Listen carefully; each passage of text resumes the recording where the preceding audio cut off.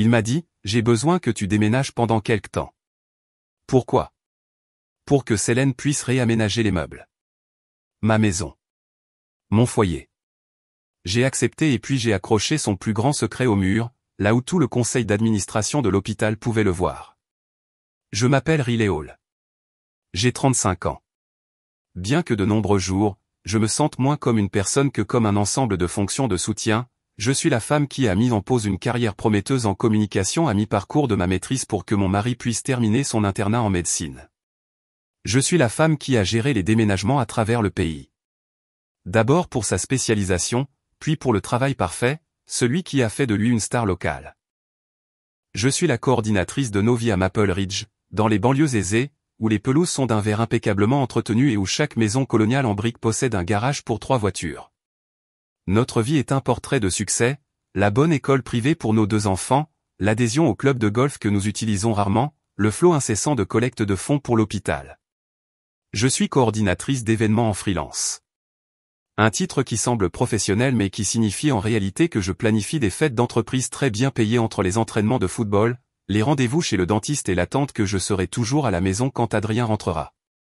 Lors de ces collectes de fonds, entourés de l'odeur de parfums chers et de bœuf traiteur, les collègues d'Adrien, d'autres chirurgiens avec des épouses tout aussi épuisées et impeccables, aiment lever un verre à ma santé. Riley, tu es la fondation, disent-ils toujours, leur voix légèrement pâteuse à cause du scotch coûteux. Adrien, tu sais quelle est la fondation. Tu ne pourrais pas le faire sans elle. En fait, je pensais aux fondations lorsque le monde s'est fissuré. C'était un mardi après-midi.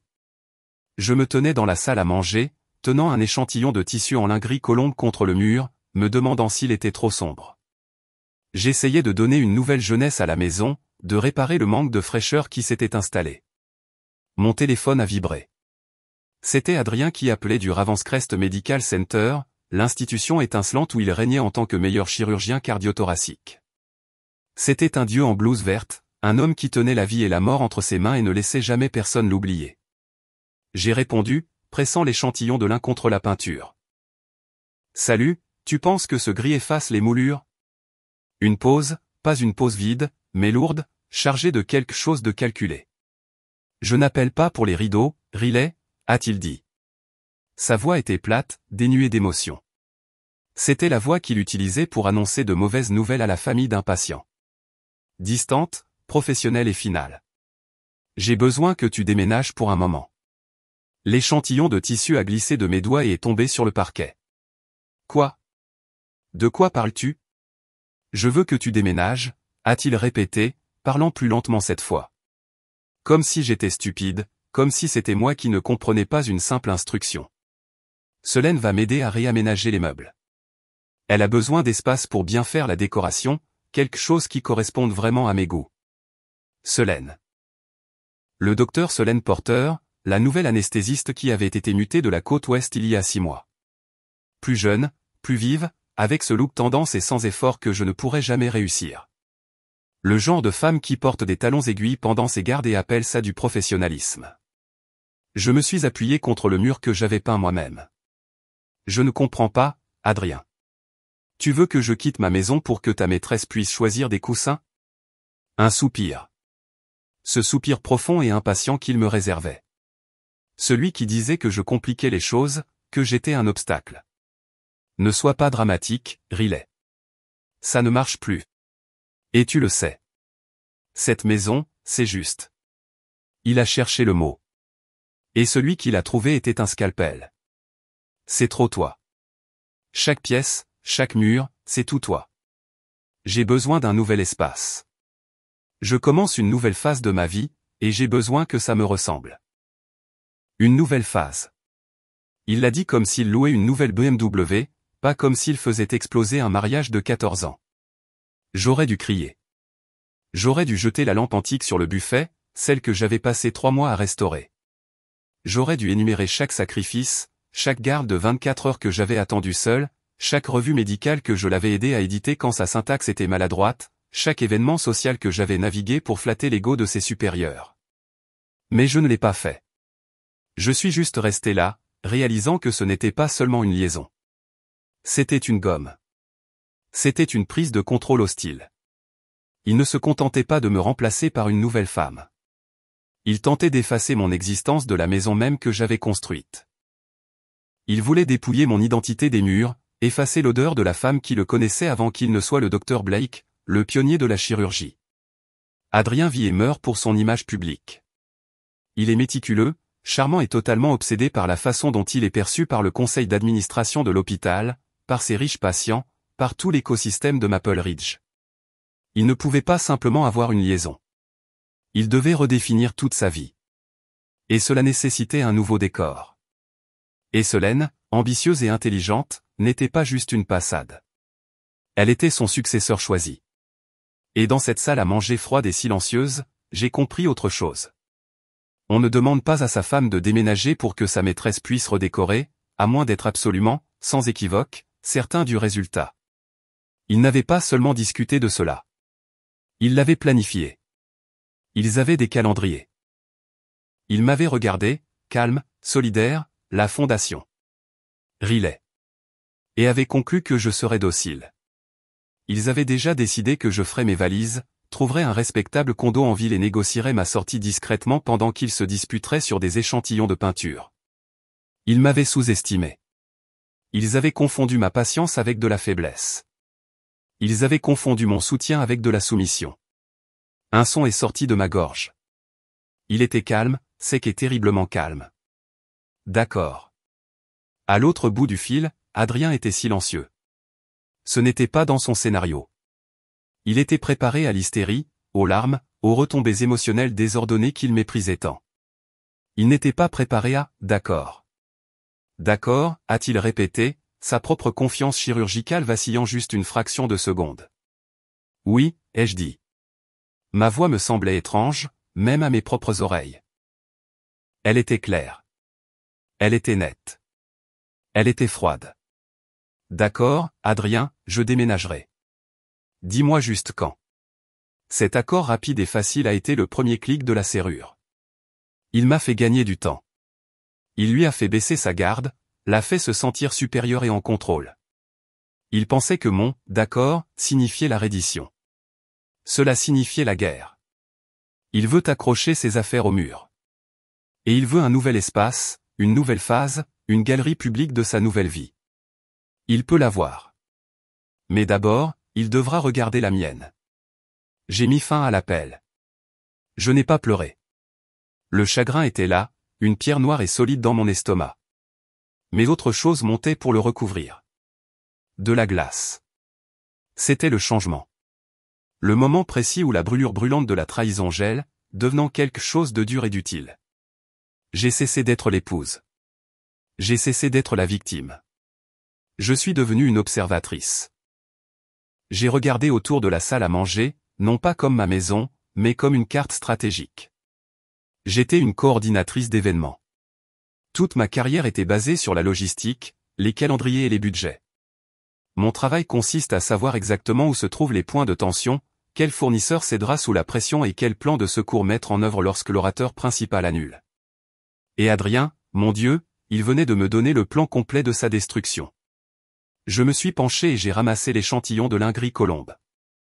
Il était temps de commencer à planifier un nouvel événement. Ce n'est pas comme si c'était arrivé en un éclair aveuglant. Ça, c'est la version cinéma. En réalité, l'infidélité est une fuite lente. C'est une série de petites observations banales que l'on justifie parce que l'alternative est impensable. Mon esprit est revenu en arrière, passant au crible les derniers mois. Cela a commencé à peu près au moment où le docteur Solène Porter est arrivé, il y a peut-être 6 ou 7 mois. Soudain, l'hôpital était toujours en sous-effectif. Adrien, qui avait méticuleusement organisé son emploi du temps pour éviter les gardes excessives, était soudainement coincé en chirurgie 3 soirs par semaine. C'est cette nouvelle anesthésiste, s'était-il plaint en jetant ses blouses vertes dans le panier à linge. Elle est efficace, mais elle bouscule les habitudes, ralentit la rotation au bloc opératoire. Tout est en retard. Il l'utilisait comme excuse. Je le voyais maintenant. Il n'était pas coincé au bloc avec elle. Il était coincé où qu'ils aillent. L'hôpital, l'aile de chirurgie, une salle de garde sombre. C'était pathétiquement pratique. Puis il y a eu les signaux, les petits drapeaux rouges que votre subconscient note, même lorsque votre esprit conscient refuse de le faire. Il y avait le parfum. Je suis une personne de savon, d'eau et de fleurs légères. C'était différent. Un parfum lourd et cher de bois de santal et quelque chose de vif, presque d'agrumes. Il s'accrochait au col de ses chemises les soirs où il travaillait tard, pas seulement à ses blouses. Je m'étais convaincu que c'était juste l'odeur du poste des infirmières, de quelqu'un qui l'avait frôlé. Je me suis souvenu des relevés de cartes de crédit. Nous avons nos comptes joints pour la maison, l'école, les investissements, mais il gardait une carte séparée, une carte supplémentaire de notre banque principale. Pour les dépenses hospitalières et les voyages, avait-il dit. Je ne l'ai jamais vérifié. Je payais les factures, mais je respectais son espace. Je ne suis pas le genre de femme qui fouine. J'ai toujours cru que vérifier le téléphone d'un homme, lire ses emails ou suivre ses dépenses était le comportement d'une femme peu sûre d'elle et jalouse. Je n'étais pas cette femme. J'étais sa partenaire, sa fondation. Mais la facture est arrivée sous forme papier. J'avais vu une dépense, juste une ligne que j'avais presque sautée. The Gilded Lantern, un restaurant haut de gamme et ridiculement branché du centre-ville spécialisé dans les menus dégustation en 10 services et les cocktails qui fumaient. Adrien détestait ce genre d'endroit. Il les appelait « que de la frime et pas de substance ». Pourtant, c'était là, une dépense de $250, horodatée à 22 heures un mardi. Il était censé couvrir une double garde. Même là, j'avais rationalisé. Il avait dû inviter un interne, un dîner de recrutement. La rationalisation s'est arrêtée il y a environ 3 semaines. Je nettoyais sa voiture, le SUV noir élégant qu'il adorait, parce que notre fils avait renversé une boîte entière de raisins secs à l'arrière. En essuyant le tapis de sol côté passager, j'ai fait tomber sa mallette. Elle n'était pas verrouillée. Elle s'est ouverte et un petit dossier en cuir en a glissé. Il était plein d'échantillons de tissu. Pas de revue médicale, pas de dossier de patient. Des échantillons épais et chers de lin, de velours et de coton brossés dans des tons de beige, de bleu ardoise et d'un marron profond et furieux. À l'intérieur se trouvait une carte de visite d'un designer d'intérieur exclusif et haut de gamme de la ville, que j'avais autrefois suggéré de consulter, pour qu'Adrien se moque du prix. Et agrafée à la carte se trouvait une petite feuille de papier pliée. L'écriture n'était pas la sienne. Elle était nette, anguleuse et confiante. Salon Art Blake, mur blanc coquille d'œuf mat, canapé en cuir marron, lignes épurées. Remplacer toutes les œuvres d'art existantes. Le salon d'A. Blake, pas notre salon. Ave Blake. Et remplacer toutes les œuvres d'art existantes. Toutes les œuvres que j'avais trouvées, les peintures d'artistes locaux, les photographies encadrées de nos enfants. Elle n'avait pas seulement vu la pièce. Elle l'avait détaillée pour exécution. C'est à ce moment-là que la glace s'est vraiment formée. La demande de déménager pour que Solène puisse décorer n'était pas une impulsion cruelle et spontanée. C'était le dernier point de leur calendrier de projet. Elle était venue chez moi pendant que je coordonnais la fête de départ à la retraite d'un PDG de la tech ou que je faisais du bénévolat à la foire du livre de l'école. Cette femme avait marché sur mes tapis. Elle s'était tenue dans mon salon, avait examiné l'œuvre de ma vie et l'avait trouvée insuffisante. Elle avait évalué l'espace, pris des mesures et planifié sa démolition. Je n'ai pas fait irruption dans la maison. Je ne l'ai pas appelée en hurlant. En tant que coordinatrice d'événements, mon cerveau est programmé pour la logistique, pour la cause à effet, pour les imprévus. Quand une crise survient, je ne panique pas. Je fais une liste. Je suis resté assise sur la banquette arrière de sa voiture pendant très longtemps. L'odeur de cuir et de raisin sec rassis se mêlait au parfum fantôme du bois de santal. J'ai pris une photo de la note avec mon téléphone. J'ai remis le dossier dans sa mallette exactement comme je l'avais trouvé. J'ai fini de nettoyer les raisins secs. Mon esprit a commencé à extraire d'autres dossiers. Un flash du gala d'hiver de Ravenscrest. 4 mois plus tôt. Adrien était sur scène, acceptant un autre prix du médecin de l'année. Il avait souri, agrippant le trophée en verre, et m'avait pointé du doigt à notre table près de l'avant. Je ne peux faire cela que grâce à ma femme, Riley, avait-il dit, sa voix résonnant de ce charme humble parfait. C'est grâce à elle que je peux faire tout cela. Elle est mon roc. Je me souviens avoir rayonné, mes joues me faisaient mal à force de sourire. Je me souviens aussi maintenant d'un léger mouvement au fond de la salle de bal. Le docteur Solène Porter dans une robe argentée dos nu, debout près du bar. Elle n'applaudissait pas. Elle le regardait simplement, les yeux intenses, avec une expression que j'avais prise pour de l'admiration professionnelle. Ce n'en était pas. C'était le regard d'un investisseur évaluant un actif. Ils jouaient un rôle, tous les deux. Les nuits tardives, le stress, ces déclarations publiques de gratitude. Tout cela faisait partie du récit. Ils construisaient un dossier, non seulement pour leur relation, mais pour l'inévitable transition civilisée. Le chirurgien brillant mais surmené, usé par une vie qui ne lui convenait plus, trouvant une nouvelle énergie avec une nouvelle collègue dynamique. L'ancienne femme, la fondation, serait remerciée grassement, pourvu et devrait se retirer gracieusement dans la banlieue, en conservant sa dignité et surtout son silence. Toute la communauté médicale, toute la structure sociale de Maple Ridge était prête à accepter cette histoire. C'est là que j'ai vraiment compris. Pour attaquer des gens comme Adrien et Solène, des gens qui vivent pour leur image publique soignée, on ne peut pas utiliser les armes d'une femme bafouée, l'hystérie, les accusations, les scènes publiques. Cela ne ferait que me faire paraître déséquilibré, confirmant leur récit selon lequel j'étais le problème dont il avait besoin de s'échapper. Non. Pour attaquer des gens obsédés par leur image, il faut attaquer leur dossier. Il faut attaquer leur éthique professionnelle. Il faut démanteler le récit même qu'ils ont construit, brique par brique, devant le public qu'ils apprécient le plus.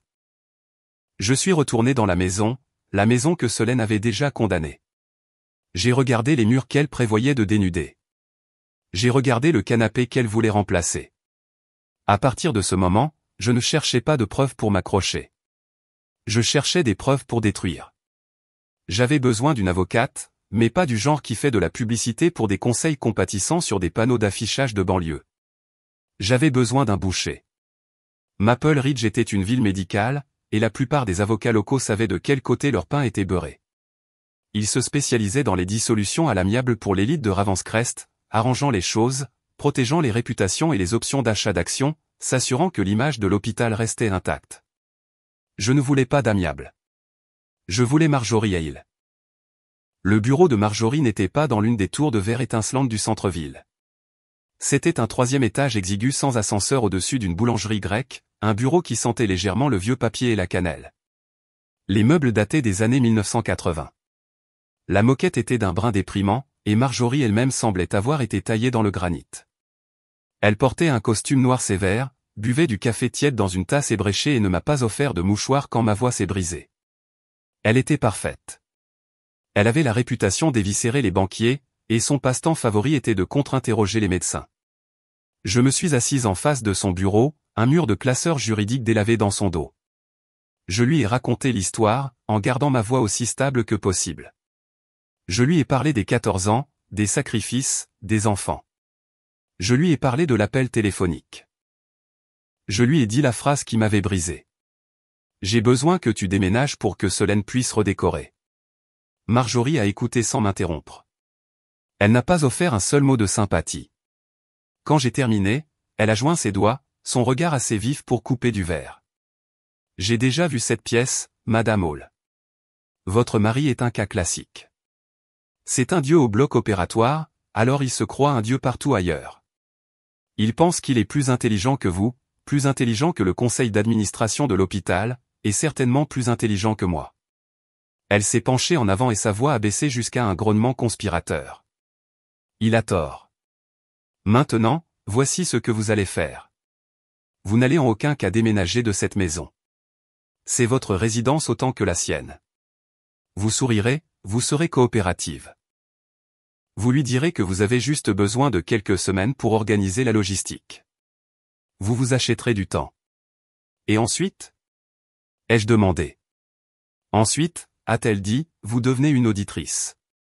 Apportez-moi tous les documents financiers que vous pouvez trouver. Relevé bancaire, portefeuille d'investissement, déclaration de revenus, compte de retraite. Je veux les 5 dernières années. Vous êtes la femme. Vous y avez accès. Je veux voir où chaque dollar est allé.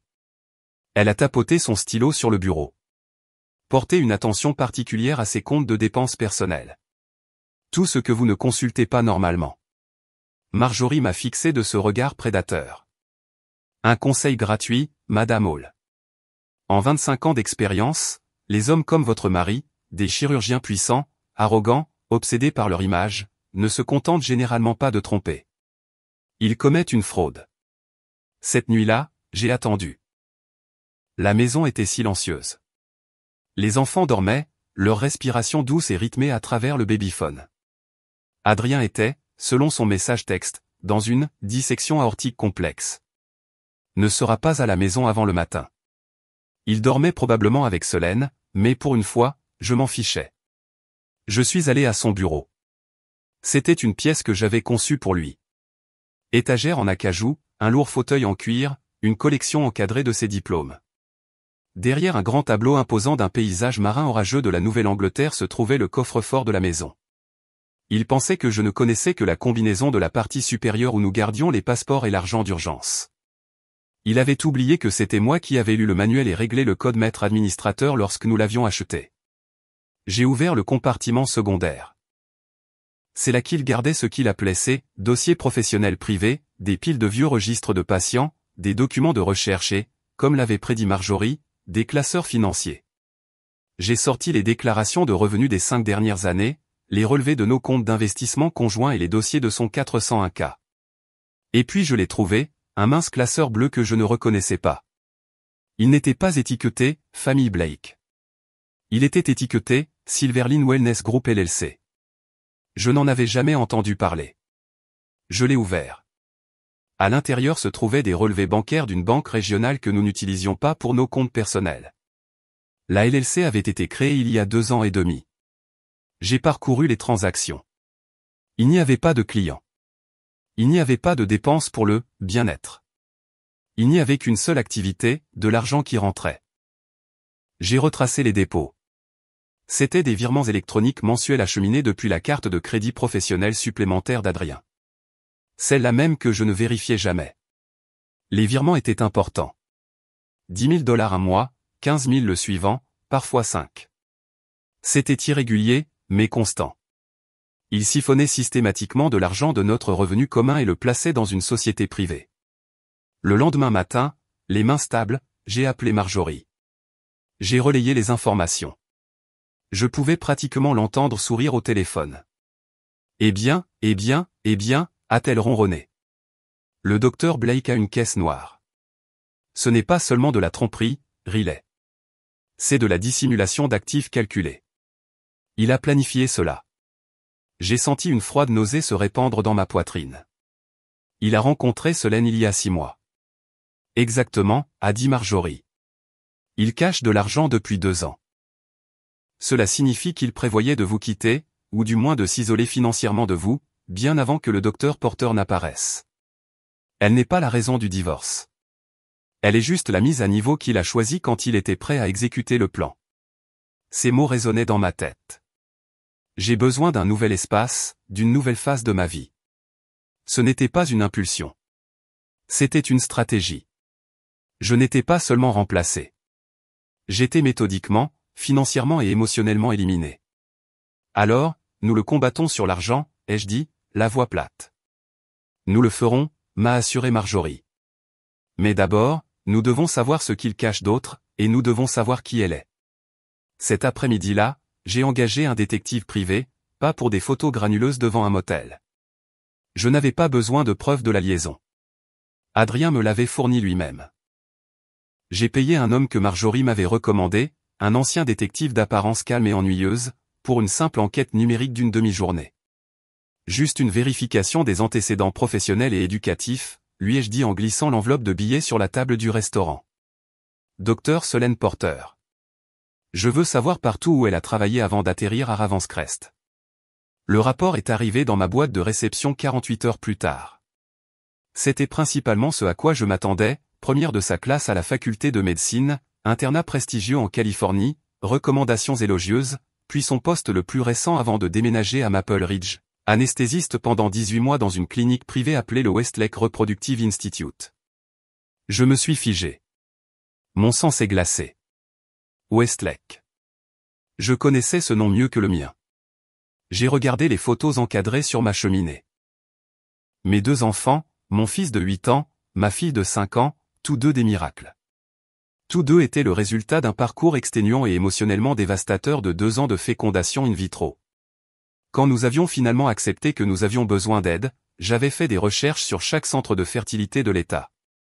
J'avais préféré le programme de l'hôpital universitaire, connu pour sa recherche éthique et ses données transparentes, mais Adrien avait été inflexible. Non, avait-il insisté avec cette finalité chirurgicale calme qu'il utilisait pour mettre fin aux disputes. Nous allons à Westlake. Je connais des gens là-bas. Leurs taux de réussite sont les meilleurs du pays.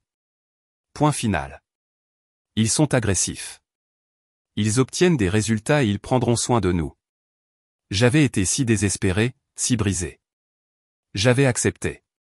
J'avais cédé à son opinion professionnelle. Selene travaillait à Westlake. Et je me suis souvenu d'autre chose. Un murmure de scandale d'il y a quelques années. Une histoire dans les nouvelles locales qui avait disparu presque aussi vite qu'elle était apparue. Un ancien employé mécontent de Westlake avait affirmé que la clinique manipulait les données et falsifiait les taux de réussite, mais la clinique avait poursuivi. Le journaliste avait été réaffecté et l'histoire s'était évaporée. J'ai regardé le nom sur mon écran. Silverline Wellness Group. J'ai regardé le nom de la clinique, Westlake Reproductive Institute. Une forme sombre et terrifiante commençait à se dessiner. Adrien, le mari qui insistait pour Westlake. Selene, la maîtresse qui travaillait à Westlake, et Silverline, la LLC secrète qu'il utilisait pour cacher de l'argent. Ce n'était pas un divorce. C'était un complot. Marjorie pouvait avoir les comptes bancaires. Je visais quelque chose de bien plus grand. Je n'allais pas me battre avec mon mari pour des meubles. Je n'allais pas simplement exposer une liaison. J'ai décidé à ce moment-là que je ne serais pas chassé dans l'obscurité. J'allais être celle qui apporterait la lumière dans la pièce même qu'il voulait décorer. Et je m'assurerais qu'elle soit assez vive pour les brûler tous les deux. Le Westlake Reproductive Institute. Le nom résonnait dans ma tête. Un glas froid. Mes propres dossiers médicaux. Ceux des traitements de fertilité n'étaient pas dans le bureau d'Adrien. Je les gardais dans une boîte à documents ignifuges et verrouillés au fond de mon propre placard, sous mes pulls d'hiver. Je les récupérais, mes mains me semblant étranges et engourdies, comme si elles appartenaient à quelqu'un d'autre. Les dossiers étaient épais, 2 ans de ma vie réduits à des graphiques, des niveaux d'hormones, des formulaires de consentement et des relevés de facturation. Je les avais lus tant de fois, cherchant des réponses, mais je ne les avais jamais lus avec suspicion. Je les ai étalés sur mon lit. Je cherchais un nom, pas celui de Selene. Elle aurait été une rotatrice, trop junior pour être un signataire principal. Je cherchais le médecin superviseur, et je l'ai trouvé, Dr Marcus Lyle. Sa signature était sur presque toutes les pages. La consultation initiale, les autorisations de prélèvement, les approbations finales de transfert. Je me souvenais de lui, un homme nerveux aux yeux gentils qui semblait toujours surmené. C'est lui qui nous avait finalement appelés avec la nouvelle que j'étais enceinte de notre fils. Il avait semblé sincèrement heureux pour nous. Et puis, brusquement, il avait disparu de Maple Ridge. C'était il y a environ 4 ans. Peu après la naissance de notre fille, les rumeurs parmi les épouses de l'hôpital disaient qu'il avait eu une sorte de burn-out, une urgence familiale, et qu'il avait déménagé du jour au lendemain. Personne ne connaissait les détails.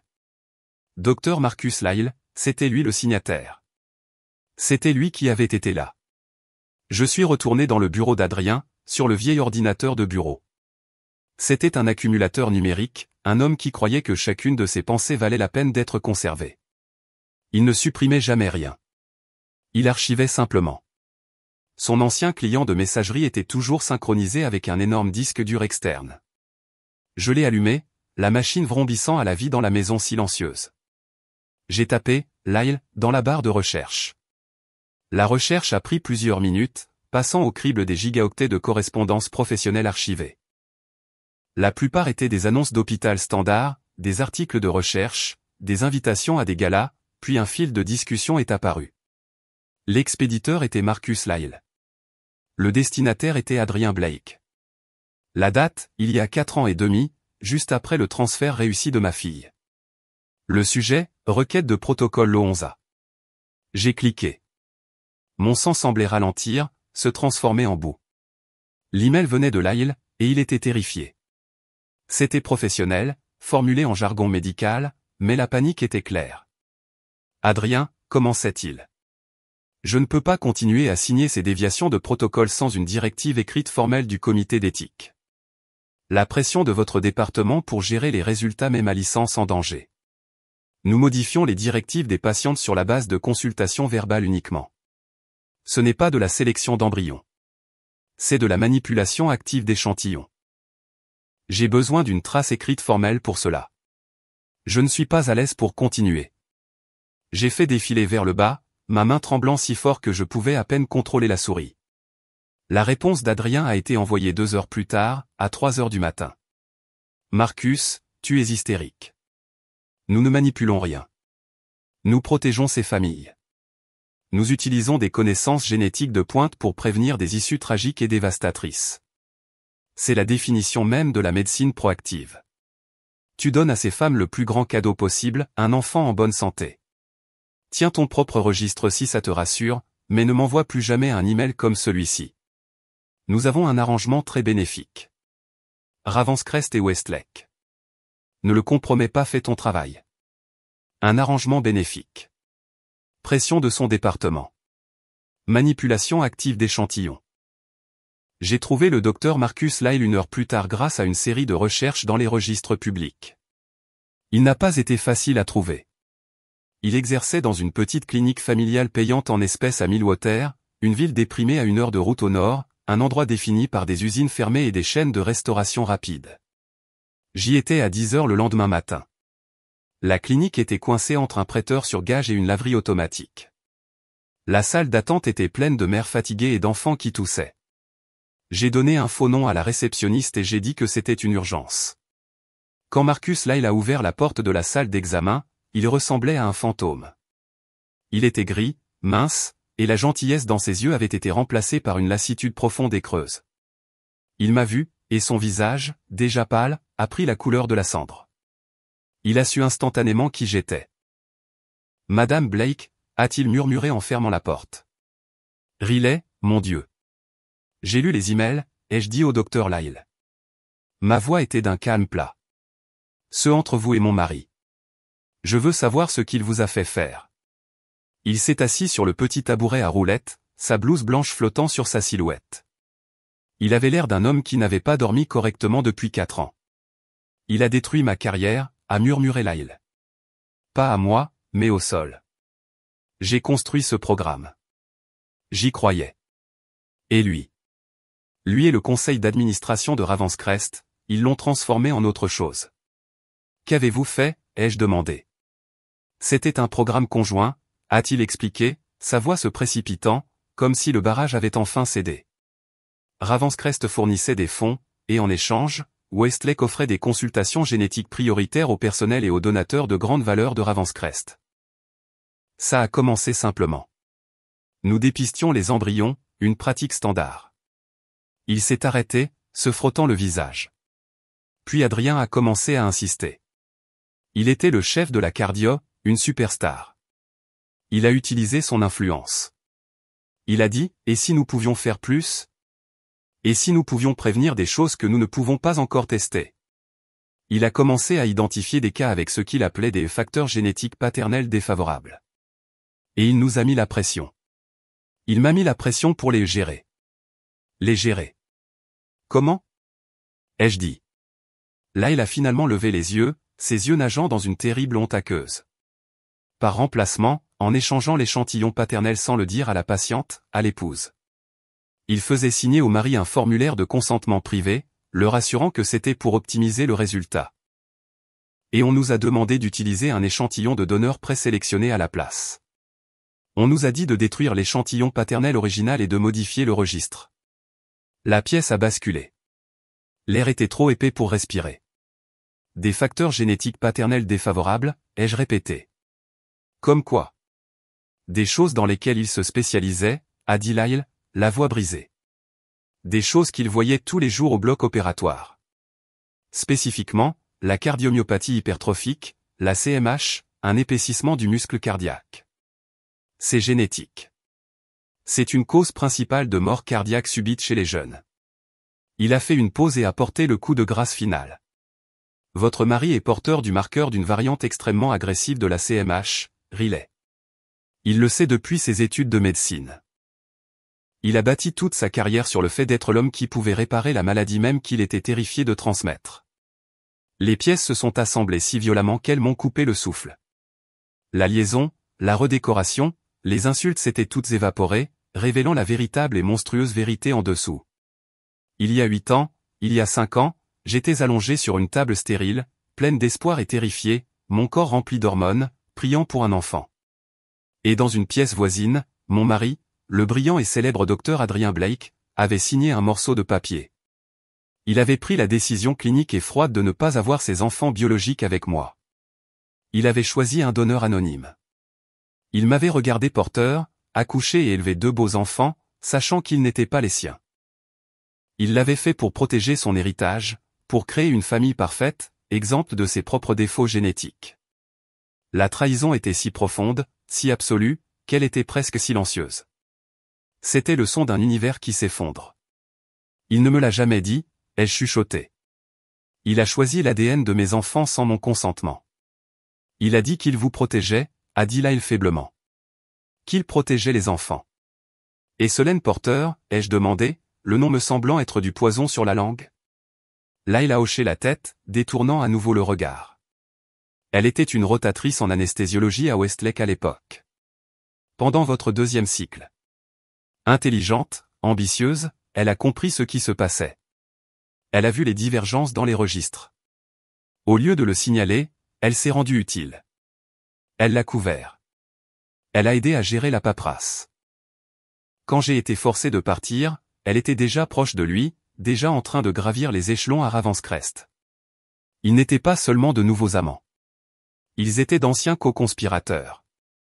Il me force à quitter la maison, ai-je dit, la voix vide. Il veut qu'elle redécore. Là il m'a regardé et une lueur de l'homme qu'il était, une lueur de colère, est revenue. C'est un monstre. Un monstre charmant, brillant et célèbre. Vous avez dit qu'il vous avait dit de tenir votre propre registre, ai-je dit, me souvenant de l'email. L'avez-vous fait? Là il a hésité. Ils m'ont fait signer un accord de non-divulgation. Ils ont menacé de me poursuivre si jamais j'en parlais.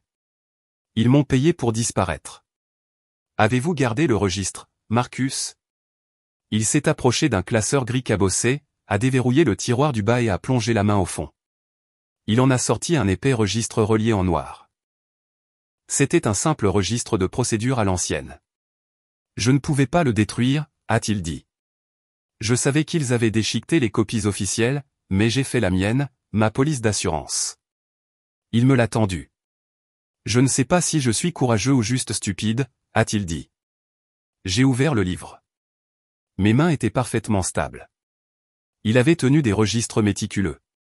J'ai trouvé les dates de mes 2 transferts.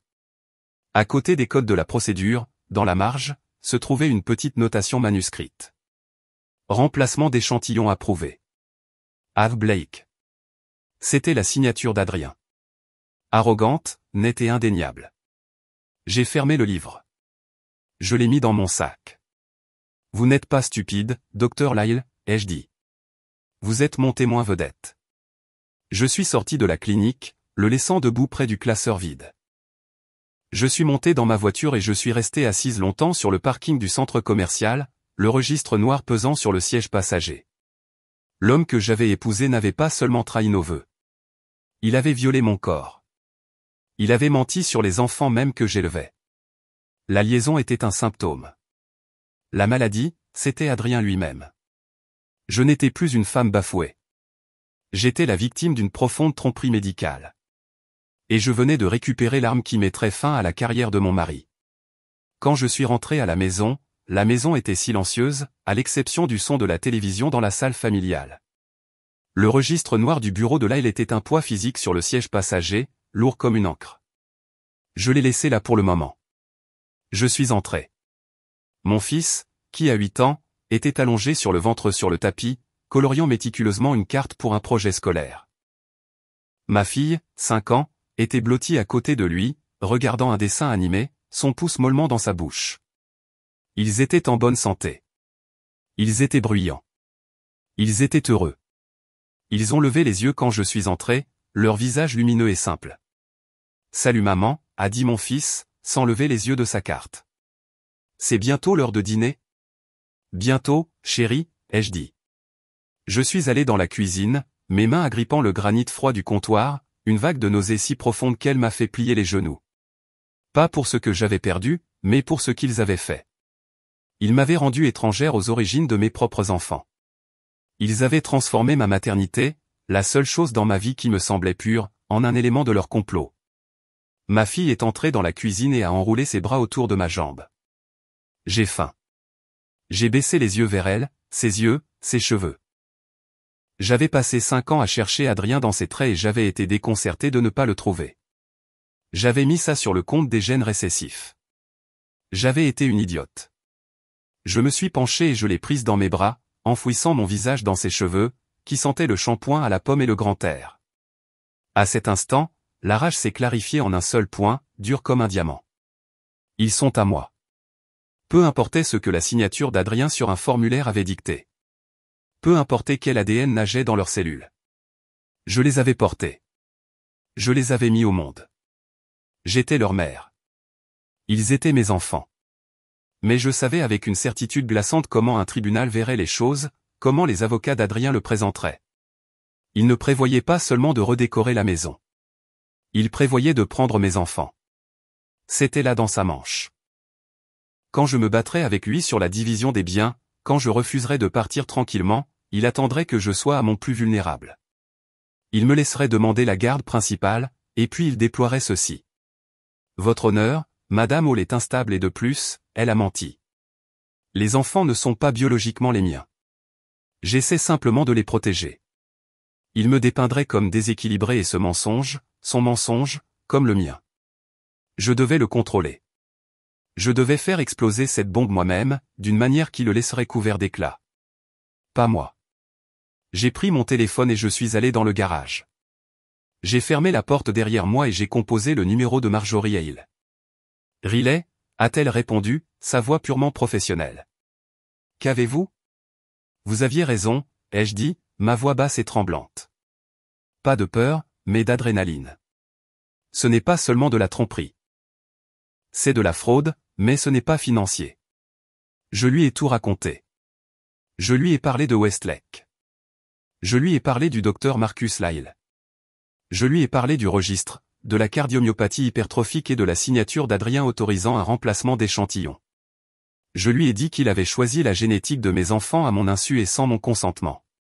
Pour la première fois depuis que je l'avais rencontrée, Marjorie Hale était complètement silencieuse. La pause a duré 10 secondes entières. Quand elle a finalement parlé, sa voix avait perdu tout son grognement cynique. Elle était froide, d'un choc pur et non dilué. Mon Dieu, a-t-elle murmuré.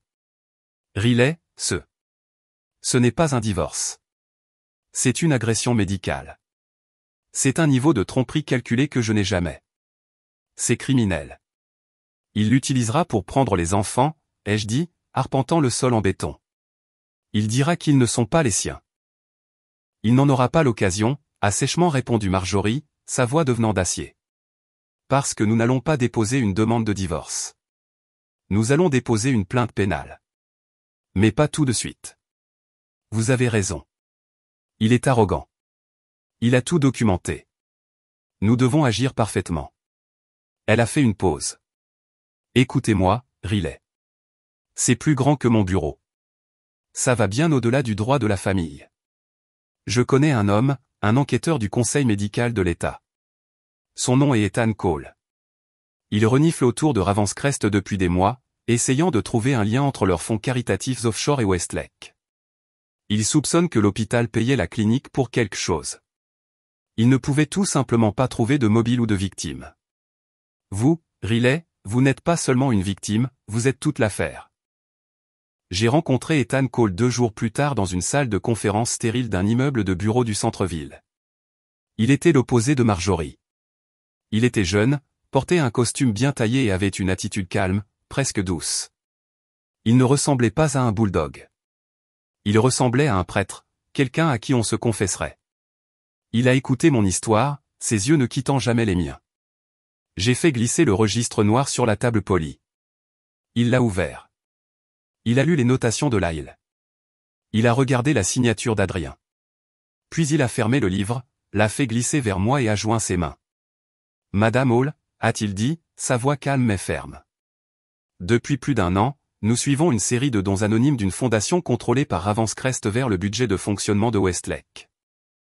Nous avons également suivi d'importants paiements de consultation des comptes de Westlake directement vers la LLC de votre mari, Silverlin Wellness. Nous pensions que c'était un système de pot de vin. Nous n'avons jamais imaginé cela. Il payait pour que sa propre lignée génétique soit effacée, ai-je dit. Cela semblait insensé. Il payait pour le silence de la clinique et pour leur complicité, a corrigé Ethan. Et il semble que le docteur Porter faisait partie de cette complicité. Ce que vous avez ici, ce registre, c'est la pierre de Rosette. Il relie l'argent au mobile. Il prouve un complot en vue de commettre une fraude médicale. Il m'a regardé avec une sincère empathie. Avec votre témoignage et celui du docteur Lyle, nous pouvons porter cette affaire devant le procureur général. Nous pouvons l'arrêter. Nous pouvons arrêter l'hôpital. J'ai hoché la tête. Je témoignerai. Je vous donnerai le docteur Lyle. Je vous donnerai tout, mais j'ai une condition. Ethan s'est penché en avant. Dites-la. Vous n'agissez pas tant que je ne vous le dis pas. Il essaie de me chasser de ma maison. Il dit à ses collègues que je suis instable. Il pense qu'il a le contrôle total. Je ne laisserai pas cela se produire dans une déposition discrète. Je ne serai pas innocenté par une lettre scellée du conseil médical dans 6 mois. Il veut m'effacer.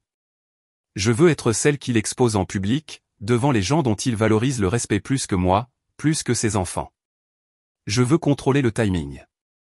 Ethan a regardé Marjorie, qui a simplement haussé les épaules. C'est la victime, Ethan. C'est elle qui fixe les termes de la confrontation. Vous avez l'affaire. Elle a le lieu. Ethan a réfléchi un long moment. D'accord, Madame Hall, vous avez ma parole. Vous nous dites quand, mais quand vous le ferez, vous devrez être prête pour les retombées. Elles seront immédiates. J'y compte bien, ai-je dit. L'occasion s'est présentée 3 jours plus tard. Mon téléphone a vibré avec un email. C'était d'Adrien. Il avait insultamment mis Solène en copie. Sujet, transition de la maison. Riley, lisez l'email. Solène et moi avons sélectionné quelques meubles de base. J'ai joint le mood board pour que tu puisses voir la direction que nous prenons. Nous privilégions un look scandinave minimaliste. Je voulais juste te tenir poliment au courant. J'espère que ta recherche d'un nouvel endroit se passe bien. En pièces jointes, il y avait des photos de canapés élégants et bas dans des tons de gris. Des luminaires minimalistes et une photo d'un grand mur vide avec la légende « Installation murale de galerie ici ». Ils voulaient m'envoyer des mises à jour comme si j'étais un locataire partant. Ils étaient gracieusement arrangeants. La condescendance était si profonde qu'elle en était presque risible. Ils étaient si sûrs que j'étais vaincu. J'ai cliqué sur répondre.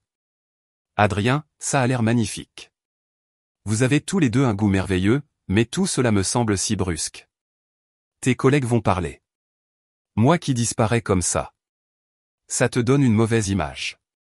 Ça ressemble à un scandale. J'ai laissé la phrase en suspens un moment, amorçant l'hameçon. Pourquoi ne pas faire les choses correctement? Tu as toujours voulu recevoir le conseil d'administration et les chefs de département pour une présentation. Faisons-le. Laisse-moi t'aider à coordonner ça. Nous pouvons présenter un front uni de séparation consciente. C'est la manière civilisée de gérer cela. Ça protège ton image. Ensuite, je pourrai déménager et tout semblera parfait. Sa réponse est arrivée en moins de 5 minutes. Riley, c'est une idée incroyablement mature et excellente. Je vais demander à mon assistante de coordonner les dates avec le conseil d'administration. Merci. Il était si arrogant. Il ne voyait pas le piège. Il pensait que je coordonnais ma propre fête de reddition. Il coordonnait sa propre exécution. Cet après-midi-là, j'ai fait 2 choses. Je suis allé dans la salle de bain, j'ai recueilli une poignée de follicules pileux du rasoir électrique d'Adrien, puis j'ai fait un prélèvement de joues stériles à mon fils, en lui disant que c'était un contrôle de routine pour le streptocoque. Je les ai envoyés tous les deux à un laboratoire d'ADN privé ouvert 24h24 dans un autre état, en payant le test d'exclusion de paternité avec une carte de crédit prépayée. Ensuite, je suis allé en ligne. J'ai trouvé un magasin d'encadrement sur mesure. J'ai commandé le cadre de qualité musée le plus grand et le plus cher qu'il proposait, un bloc solide et lourd de noyer foncé, de 36 pouces de large sur 48 pouces de haut. J'avais la preuve. J'avais le lieu. Et maintenant, j'avais le cadre. S'il voulait un nouveau salon à montrer à l'élite médicale, j'allais lui offrir une œuvre d'art murale qu'il n'oublierait jamais. J'ai chronométré mon entrée. J'ai attendu d'entendre leur voix venant du salon, celui que Solène avait déjà détaillé pour la démolition. J'étais monté dans la chambre principale, pliant méthodiquement des pulls dans une boîte en carton, une performance de conformité. J'ai descendu l'escalier principal, mais pas silencieux sur le tapis épais. Il se tenait près de la cheminée, sa main sur le bas de son dos. Solène tenait un éventail d'échantillons de peinture contre le mur. Celui que j'avais peint d'un blanc ivoire chaud il y a seulement 2 ans. Les nuances de celui-ci sont complètement fausses, disait-elle, sa voix nette et dédaigneuse. C'est trop provincial. Nous avons besoin de quelque chose de vif, d'un blanc architectural épuré. Cette couleur est un peu froide, tu ne trouves pas? Ma voix, légère et aérienne, a fendu la pièce. Ils se sont tous les deux figés. Adrien a retiré sa main de son dos comme s'il s'était brûlé. Solène s'est retournée, le corps raide, le visage un masque de choc mal dissimulé. Elle portait une veste en cuir noir et un jean qui coûtait probablement $1000. Elle était habillée pour une invasion. Riley, a dit Adrien, sa voix tendue d'agacement et d'embarras. Je pensais que tu étais à l'étage. J'y étais, ai-je dit en marchant vers eux, forçant un sourire large et éclatant. Mais j'ai entendu des voix. Solène, salut. C'est si bon de te voir ici, dans la maison. J'ai fait un geste large autour de la pièce. L'image de l'épouse gracieuse et légèrement naïve. Fais comme chez toi. Autant le faire. Je suis juste en train de trier mes affaires avant de déménager. Et tu prends clairement de l'avance. Mon absence totale d'hystérie était, je pouvais le dire, plus terrifiante pour elle que si j'avais jeté une lampe. Solène, une femme qui, je le sentais, vivait de jeux de pouvoir et de confrontation, semblait déstabilisée. Elle ne connaissait pas les règles de ce jeu particulier. Adrien, cependant, s'est rapidement ressaisi. C'était un chirurgien. Il était habitué à être aux commandes. Même quand les choses tournaient mal. Il a pris mon calme pour une reddition, ma praticité pour de la faiblesse. Il y a vu son occasion d'établir le nouvel ordre. Il a remis sa main dans le dos de Solène, un geste délibéré et provocateur de possession. Exactement. Nous devons être clairs sur les nouvelles conditions, Riley. C'est mieux ainsi. Une fois les formalités administratives finalisées, Solène emménagera. Il a fait un geste vers la pièce autour d'eux. Et nous allons recevoir beaucoup plus. Solène est d'accord avec moi que cette maison a été criminellement sous-utilisée. Elle veut l'ouvrir aux collègues, organiser de vrais dîners pour le conseil d'administration de Ravenscrest, pour les donateurs. Il énonçait littéralement ses ambitions sociales devant moi. J'ai regardé Solène, mon sourire toujours douloureusement éclatant. Oh, un salon. Quelle ambition. Vous n'êtes pas seulement anesthésiste. Vous êtes une hôtesse mondaine. C'est un grand pas en avant depuis l'aile chirurgicale. Solène a rougi, un rouge terne montant à son cou. Elle a senti l'insulte, mais ne savait pas comment la parer sans paraître mesquine. Il s'agit de réseautage, Riley, a-t-elle dit, la voix vive. Quelque chose que tu ne comprends peut-être pas. Nous avons besoin d'un espace qui reflète le statut d'Adrien. Mon statut, a corrigé Adrien, le torse légèrement bombé. C'était ça, l'ouverture parfaite et exacte. J'ai laissé mon sourire faiblir, le remplaçant par un air de préoccupation fabriqué, entièrement dirigé vers lui. Non, elle a absolument raison, Adrien, ai-je dit, ma voix baissant. Et c'est précisément pourquoi le fait que je disparaisse est une terrible idée. Il a froncé les sourcils, ne suivant pas, de quoi parles-tu? Les ragots, ai-je dit, écarquillant les yeux, jouant le rôle de la coordinatrice sociale avisée. Pense-y. L'hôpital, le club, l'école, moi qui déménage, elle qui emménage, tout ça en quelques semaines. Ça ressemble à une liaison de crise de la quarantaine, bas de gamme et désordonnée. Ça sape le statut même que tu essaies de construire. Ça a l'air désespéré. Ça te fait paraître faible. J'ai vu sa mâchoire se crisper. J'avais touché le nerf sensible. Il pouvait tolérer d'être qualifié de cruel, mais jamais de faible ou de désespéré. Tu dois contrôler le récit, ai-je poursuivi, commençant à arpenter la pièce comme si je planifiais un de mes événements d'entreprise à haut risque. Tu ne devrais pas cacher ça. Tu devrais l'annoncer.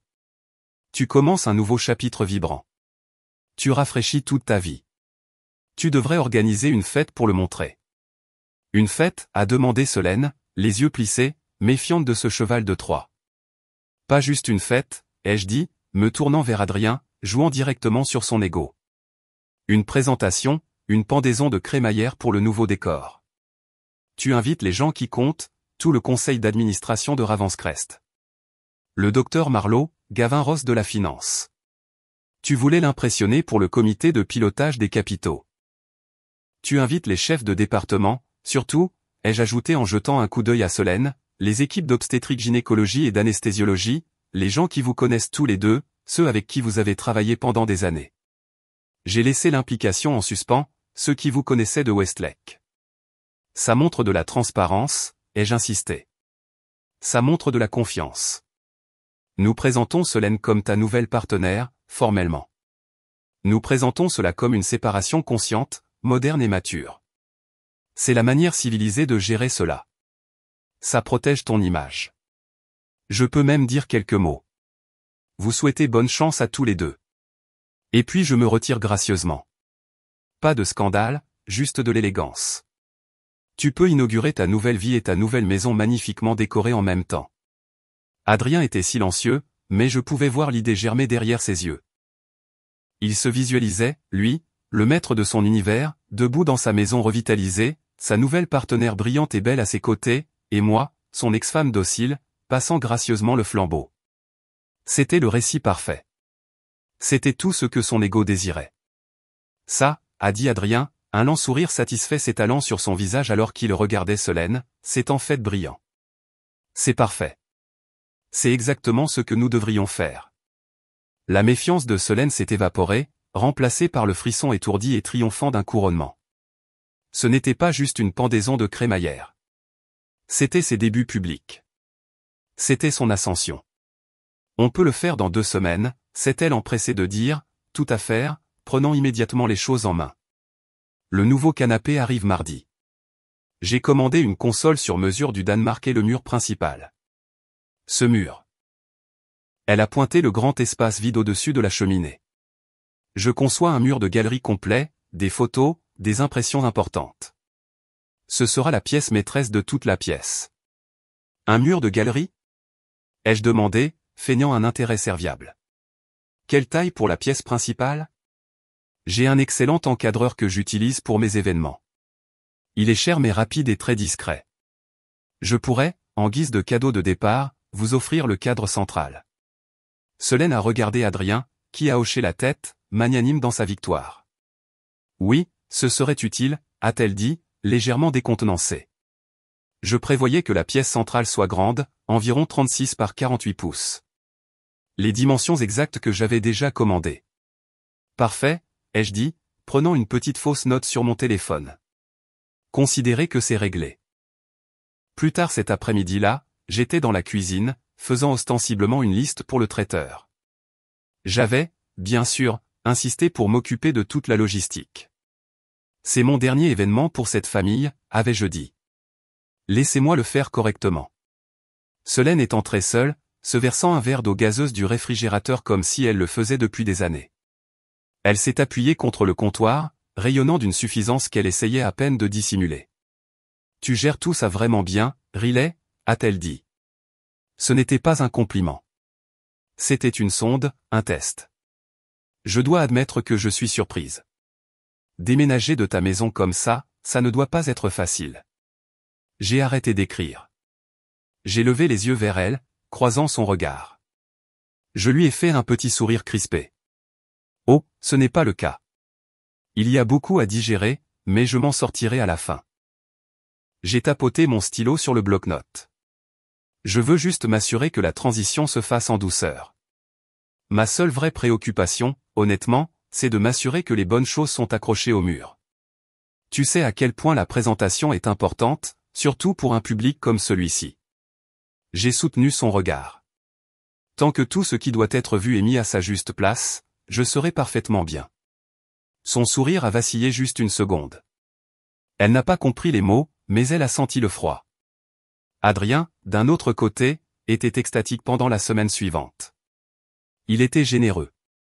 Il était si content que je sois mature à ce sujet. Il m'a dit que j'étais une bonne femme et qu'il me respecterait toujours comme la mère de ses enfants. Il était si complètement aveuglé par sa propre arrogance démesurée, si convaincu que ma docilité était la preuve ultime de sa supériorité, qu'il n'a pas vu les mâchoires du piège se refermer sur lui. Il ne savait pas que j'avais déjà vérifié son calendrier d'hôpital privé, celui synchronisé avec son téléphone. J'ai vu l'entrée pour le lendemain de notre petite présentation, un déjeuner privé. Examen final, prix du pionnier en éthique cardiothoracique. Un prix d'éthique. Le timing était si exquis. C'était presque poétique. Un scandale éclatant 12 heures avant cette réunion ne serait pas seulement embarrassant. Ce serait une détonation qui mettrait fin à sa carrière. Je me suis assise à mon ordinateur portable dans la chambre d'amis, entouré de boîtes à moitié pleines. J'ai ouvert mon client de messagerie cryptée. Les résultats ADN étaient arrivés. Exclusion paternelle, 0,0%. L'email était destiné à Ethan Cole et Marjorie Hale. Sujet, la première. C'est prévu vendredi prochain à 20h. Je vous envoie la liste des invités. Il a invité tout le conseil d'administration de l'hôpital, y compris Marlowe et Ross. C'est la présentation. Mon équipe d'événementiel s'occupera du traiteur pour que vos gens puissent se faire passer pour du personnel. J'aurai la preuve principale encadrée et sur le mur avant 21h. Préparez vos gens. Le spectacle va commencer. La semaine précédant la présentation a été un tourbillon de coordination tactique. Je fonctionnais à l'adrénaline pure et froide. Je ne coordonnais pas seulement une fête. Je mettais en scène une exécution. Pendant que Solène était occupée à commander des arrangements floraux et qu'Adrien s'entraînait à son discours humblement vantard pour la fête, je mettais les dernières pièces en place. Ethan Cole m'a appelé mardi. Sa voix n'était plus seulement empathique. Elle était dure. Nous avons toute la piste de l'argent, Riley, a-t-il dit. L'absence de tout préambule m'a dit que c'était sérieux. C'est exactement comme vous le soupçonniez, seulement plus propre et bien pire, a-t-il expliqué.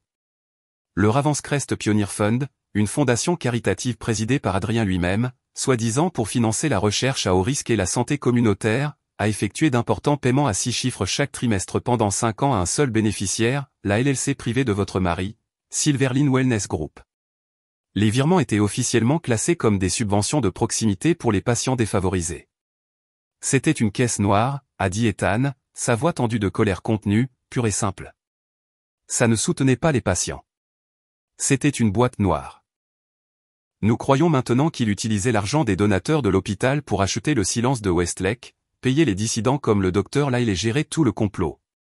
Il blanchissait l'argent de l'hôpital pour financer sa fraude. Et ce n'est pas tout, a-t-il poursuivi. Votre conversation avec Lyle, ça lui a donné le courage de contacter une ancienne collègue, une infirmière, Paula Green. C'était une infirmière de bloc senior dans l'unité de prélèvement à Westlake. Elle est terrifiée, mais elle est prête à parler maintenant qu'elle sait qu'elle n'est pas seule. Paula avait tout corroboré. Elle avait été témoin des écarts de protocole. Elle avait vu des échantillons enregistrés incorrectement exprès. Elle se souvenait du docteur Marcus Lyle se disputant, se battant, puis disparaissant soudainement. Et je lui ai spécifiquement posé des questions sur le docteur Solène Porter, a dit Ethan. J'ai retenu mon souffle. Paula se souvient d'elle distinctement, la brillante et ambitieuse rotatrice qui était toujours dans l'ombre du docteur Blake. Paula a confirmé que Solène était essentielle à la dissimulation, surtout pendant le 2e cycle de vos procédures. Quand Lyle a commencé à refuser de modifier les registres papier, c'est Solène qui a nettoyé les dossiers numériques. Elle a enterré les divergences. C'est elle qui s'est occupée de la destruction finale des fichiers originaux. Alors, elle était sa complice, ai-je chuchoté. Elle était sa complice payée, a corrigé Ethan. Paula a dit que la rumeur parmi le personnel senior était que Solène recevait des bonus discrétionnaires du programme. Nous avons vérifié les sorties de Silverline. Riley, nous les avons trouvées. Des virements mensuels commençant il y a 3 ans, bien avant qu'elle ne soit officiellement transférée à Ravenscrest. Ils n'allaient pas à Solène Porter, bien sûr. Ils allaient à une société écran, une minuscule LLC enregistrée dans le Delaware nommée tenez-vous bien, esthétique concept intérieur. J'ai failli laisser tomber le téléphone. Le goût amer et acide du rire m'est monté à la gorge. Esthétique concept intérieur. La femme qu'il faisait venir pour redécorer ma maison blanchissait son argent du silence par le biais d'une fausse entreprise de design d'intérieur. L'ironie effrontée et suffocante de la chose était parfaite. Elle n'est pas juste l'autre femme, ai-je dit. C'est une co-conspiratrice. Elle est la bénéficiaire d'un complot de fraude électronique. Oui, a répondu Ethan. Ce qui nous amène à la fête. Après avoir raccroché, j'ai immédiatement appelé Marjorie. Elle a laissé échapper un sifflement bas et satisfait quand je lui ai parlé d'esthétique concept intérieur. Oh, c'est magnifique, a-t-elle ronronné, les rouages juridiques dans son esprit tournant de manière audible. Une co-conspiratrice financière, et il l'installe activement dans le domicile conjugal tout en planifiant un divorce. Riley, c'est un cadeau. Nous pouvons maintenant argumenter que sa demande de déménagement ne concerne pas seulement la liaison. C'est une tentative calculée de dissimuler des preuves et de mélanger des actifs frauduleux avec une complice connue. Il héberge sa partenaire de crime. Un juge détestera ça. Je suis allé à mon bureau à domicile. Mon imprimante avait tourné à plein régime. J'avais déjà la copie certifiée haute résolution du rapport ADN. Père présumé, probabilité de paternité, 0,0%. J'avais le scan cristallin du registre de Marcus Lyle avec la signature indubitable d'Adrien à côté de la notation « Remplacement d'échantillon approuvé ». Maintenant, j'ajoutais les dernières pièces à la collection. J'ai imprimé le relevé bancaire du Ravenscrest Pioneer Fund montrant le virement de 250 000 $ à Silverline Wellness Group. Et juste en dessous, j'ai imprimé le relevé de Silverline montrant le paiement de 15 000 $ de Silverline à Esthétique Concept Intérieur. C'était une histoire parfaite en 4 parties de tromperie, d'agression médicale et de fraude électronique. Mon exposition était complète. Je me sentais en contrôle. Je me sentais juste. Je me sentais, pour la première fois, puissante. Et c'est là qu'il a contre-attaqué. C'était mercredi après-midi. Les enfants étaient au football. Une élégante berline noire, pas une camionnette de coursier normale, est entrée dans notre allée. Un homme en costume élégant a sonné à la porte. Il ne m'a pas demandé de signer. Il m'a juste tendu une enveloppe rigide de format légal et a dit « Vous avez été signifiée, madame ». Ce n'était pas de Marjorie. C'était de sa nouvelle équipe juridique, le cabinet d'entreprise le plus cher et le plus impitoyable de Maple Ridge, celui qui défendait les entreprises chimiques et les OPA hostiles. Mes mains étaient parfaitement stables alors que je l'ouvrais. C'était une motion d'urgence ex parte, déposée en secret, à mon insu. J'ai lu les mots, ma vision se rétrécissant, le sang se retirant de mon visage. Allait que la défenderesse Riley Hall présente des signes d'instabilité mentale et émotionnelle grave. Son comportement est devenu erratique, paranoïaque et volatile, créant un environnement dangereux et instable pour les enfants mineurs. Il me dépeignait comme le danger. Il tordait mon choc, mon chagrin, ma colère, les émotions même qu'il avait provoquées, en preuve de ma folie. Et puis la charge utile. Demande respectueusement au tribunal de rendre une ordonnance temporaire immédiate empêchant la défenderesse d'emmener les enfants mineurs hors de l'État en attendant une évaluation psychologique complète. Il essayait de me piéger. Il construisait son dossier. Il savait que toute ma famille, tout mon système de soutien, était dans le Midwest. Il me coupait préventivement les ponts, m'isolait et me qualifiait de folle avant même que je puisse faire le premier pas. C'était sa première salve dans la bataille pour la garde. Il empoisonnait préventivement le puits, s'assurant que lorsque je révélerais la vérité, il pourrait simplement pointer du doigt et dire « Vous voyez, votre honneur, la paranoïa dont je vous parlais. » Cette nuit-là, je n'ai pas dormi. Je suis juste restée assise dans le salon, entourée des meubles gris stériles de Solène, qui avaient été livrés ce jour-là. Son coup ne m'a pas donné envie de reculer. Il a solidifié toute ma stratégie. Il voulait dire à un juge que j'étais instable. Très bien. J'allais donner à tout le conseil d'administration du Ravenscrest Medical Center une place au premier rang pour voir pourquoi. Je ne laisserai pas ce combat se dérouler dans une salle d'audience scellée où son charme et ses avocats pourraient tordre le récit. Je l'aurais devant le tribunal de ses pairs. Sa réputation devait être un cratère fumant avant même qu'il ait la chance de remettre en question mon état psychologique. J'ai appelé Ethan. Il essaie de prendre mes enfants, ai-je dit, ma voix comme de la glace. Il a déposé une motion. Il me traite d'instable. La fête est non négociable. Il n'y a pas de retour en arrière. Je comprends, a dit Ethan, sa voix sombre. Cela confirme les enjeux. Mon équipe est prête. Je serai là, ainsi que 2 de mes enquêteurs civils principaux. Nous serons habillés en invités, mêlés à la foule. Nous n'agirons pas tant que vous ne donnerez pas le signal, mais dès que vous le ferez, nous sécuriserons la scène. Nous le signifierons, ainsi que le docteur Porter et tous les membres du conseil d'administration de l'hôpital présents, d'un avis officiel de l'enquête. L'immense cadre en noyer de 36 x 48 pouces que j'avais commandé a été livré le lendemain. Il était emballé dans un épais papier brun marqué « Fragile, art de galerie ». Je l'ai emmené dans la chambre d'amis et j'ai verrouillé la porte. J'ai mis une paire de gants en coton blanc. Un par un, j'ai monté les 4 documents sur un fond de velours noir sobre. Le test ADN, la signature du registre, le virement de Ravenscrest, le virement de Solène. Cela ressemblait à une exposition de musée, une exposition sur l'effondrement total de l'éthique d'un homme. Je me suis entraîné. Je me suis entraîné à soulever le lourd cadre, les muscles de mes bras se tendant. Je me suis entraîné à marcher avec. Je me suis entraîné au mouvement fluide unique de le retourner. Je me suis tenu devant le miroir en pied, le visage calme, et j'ai répété la seule phrase que j'utiliserais pour arrêter toute la fête. Il voulait que je déménage de cette maison. Mais avant que je ne fasse un seul pas dehors, ses invités, ses employeurs et sa co-conspiratrice allaient découvrir exactement pourquoi je partais. La maison était méconnaissable. Solène, avec ce quadrien loué comme son, esthétique impeccable et épuré, avait réussi à dépouiller 14 ans de ma vie des murs en moins de 2 semaines. La peinture ivoire chaude avait disparu, remplacée par un beige plat et stérile qui semblait absorber toute la lumière de la pièce. Nos canapés confortables et légèrement usés, où mes enfants avaient construit des forts et où j'avais lu des histoires, avaient disparu. À leur place se trouvait un canapé sectionnel gris bas qui semblait à la fois cher et profondément inconfortable. L'air sentait mauvais. Il sentait la moquette neuve, le polish chimiqué, de manière écrasante, les lys blancs. D'immenses arrangements funéraires de lys blancs étaient partout, leur parfum épais et écœurant. Solène m'avait effacé et m'avait remplacé par une morgue. La présentation, cependant, battait son plein. Le personnel de traiteur de ma société d'événementiel, mon équipe de confiance, complétée par 2 hommes que je ne connaissais pas mais que j'ai reconnus sur les photos du dossier d'Ethan Cole, se déplaçait silencieusement dans la foule avec des plateaux de champagne et des canapés élaborés.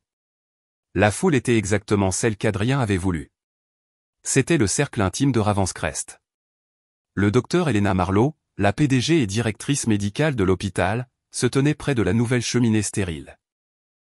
C'était une femme qui prisait la réputation de l'hôpital par-dessus tout. Un scandale était pour elle une contamination.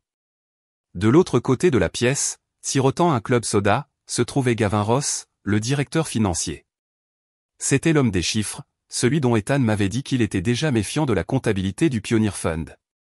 Et dispersés autour d'eux se trouvaient les chefs de département, une demi-douzaine de chirurgiens cardiaques qui considéraient Adrien comme un dieu, et, de manière cruciale, un groupe sélectionné d'obstétriciens gynécologues et d'anesthésistes. J'ai reconnu 2 obstétriciens seniors qui avaient été à Westlake à l'époque de mes traitements. Ils étaient le jury. Adrien était magnifique. Il était dans son élément, tenant Salon dans un costume italien sur mesure, sa main ne quittant jamais le bas du dos de Solène. Elle était triomphante, moulée dans une robe crème ajustée, ses cheveux sombres et lisses. Elle avait tout l'air de la nouvelle maîtresse de maison. Ils se déplaçaient dans la pièce comme une unité, acceptant les félicitations, leur performance sans faille. Moi, d'un autre côté, je ne jouais pas le rôle qu'ils m'avaient attribué. Je n'étais pas la femme de banlieue soumise et légèrement tragique. J'avais passé 2 heures sur mon apparence. Je portais une robe fourreau noir sévère avec un décolleté en V prononcé. Mes cheveux étaient tirés en un chignon serré et poli. Mon maquillage n'était pas doux. C'était une armure. Je ressemblais moins à une femme remplacée qu'à une PDG sur le point d'annoncer une OPA hostile. J'ai vu Adrien me repérer alors que je parlais avec le docteur Marlowe. Il a souri de son sourire brillant et charmant et a dirigé Solène dans notre direction. « Elena » a-t-il lancé, embrassant l'air près de sa joue.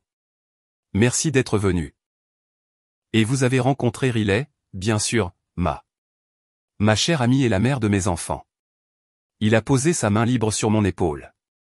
Un geste de possession condescendante. Riley a été un soutien incroyable pendant cette transition, a-t-il dit, sa voix résonnant d'une fausse sincérité. Nous essayons vraiment de montrer à tout le monde comment cela peut être fait d'une manière civilisée et consciente. Elle a été un roc. Le docteur Marlowe, qui n'était pas dupe, a regardé entre nous trois, ses yeux vifs et évaluateurs. Quelle maturité, Adrien. Riley. Il était si excité de montrer la nouvelle direction, ai-je dit, ma voix lisse comme du verre. Nous le sommes, a dit Adrien en se rengorgeant.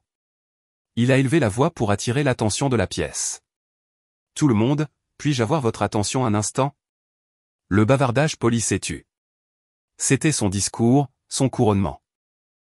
Merci à tous d'être venus, a-t-il dit en rayonnant. Solène et moi, nous sommes ravis de commencer ce nouveau chapitre, et nous voulions le partager avec les personnes qui comptent le plus, les collègues qui sont devenus une famille. Cette maison. Ce n'est qu'un symbole. Un symbole d'un nouveau départ, d'une énergie nouvelle, et du genre d'esprit novateur que nous essayons d'apporter à Ravenscrest chaque jour. Il assimilait sa liaison au progrès médical. L'arrogance était à couper le souffle. Il a levé son verre. À de nouveaux départs. À de nouveaux départs, a fait écho la pièce. Alors que les applaudissements s'éteignaient, je me suis avancé du côté du docteur Marlowe. Adrien, c'était magnifique, ai-je dit, ma voix claire et portant dans le silence soudain. La pièce, qui s'attendait à ce que je me fonde dans le décor, a tourné son attention vers moi. Avant que tout le monde ne prenne un autre verre, ai-je poursuivi, il y a juste une dernière chose. Un cadeau de pendaison de crémaillère. Solène, je me suis tourné vers elle, mon sourire éclatant et cassant, je t'ai promis que je m'occuperais de la pièce centrale de ton mur de galerie. Quoi déjà? 36 par 48. Il a été livré cet après-midi. J'ai croisé le regard d'un des hommes d'État qui se faisait passer pour le capitaine des traiteurs. Miguel, pourriez-vous l'apporter, s'il vous plaît? Solène, pour la première fois ce soir-là, semblait décontenancée. Ce n'était pas sur son moodboard.